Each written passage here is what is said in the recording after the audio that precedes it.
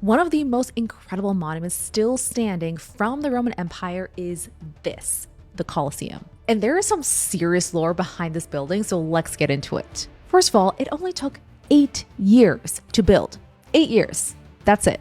That is how powerful Rome was at the time. And it was massive. It could hold up to 80,000 people. Our modern football stadiums only hold around 100,000 or so. So that is a colossal feat of engineering for a monument that is 2,000 years old. But really, the Colosseum served as essentially the blueprint for all modern sporting stadiums. And here's why.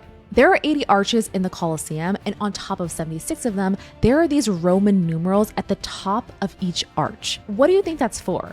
These are numbered entrances so spectators know which arch to enter from to find their seat. The remaining 4 arches were reserved for special spectators or talent, aka the gladiators. Actually, if you book the arena tour of the Colosseum, then you get to enter through one of these reserved entrances called the Gladiator Gate, where the actual gladiators back in the day would enter to fight for their life. Now, the way the Colosseum was set up, the closer you are to the action, aka the arena, the better the seat. The rich and important people of Rome had seats around the arena, while the lower classes and the women were sat way high up in the nosebleeds. But if you notice, these aren't actual seats, more like stone rows to sit on. But the upper class in the first few rows had these pristine white marble benches. Most of these haven't survived, but there are still some you can see in the Colosseum today. If you look closely, you'll notice inscriptions on the seats indicating row and seat number. And if you were a VIP, you would have your name etched into the actual seat to indicate that you have a reserved spot at the Roman Colosseum.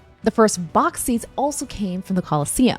The Roman emperor and his family would sit in the imperial box right in the center. Unfortunately, there are no remains of the imperial box today. So then how do we know it exists? Archaeologists discovered an underground tunnel which they recently restored called the Commodus Passage, which allowed the emperor to reach his box without needing to mingle with the crowd. However, the tunnel's full route remains a mystery, and archaeologists are still working to discover where it originally led.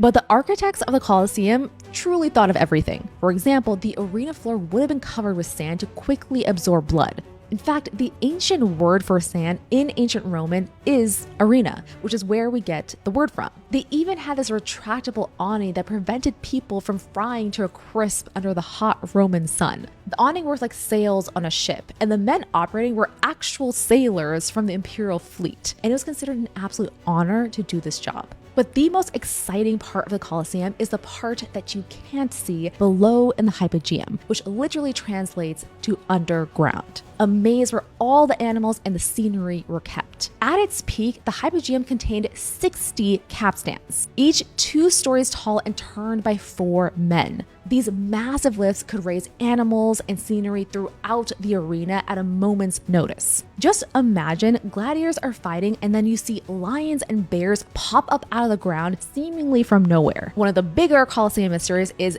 did or didn't they have mock naval battles? If they did, it would have had to occur in the first year before construction of the Hypogeum began, because it would have been impossible afterward. Another reason historians don't believe that naval battles were regularly held at the Colosseum was because the ancient Romans already had another arena for that, the Circus Maximus. This thing could hold up to 250,000 spectators, which remains the largest entertainment venue ever built. And it was right next to the Tiber River. In fact, the Circus Maximus was arguably more popular than the Colosseum because it held more popular events like chariot racing. So then why do we only talk about the Colosseum? Because the Colosseum survived and the Circus Maximus didn't.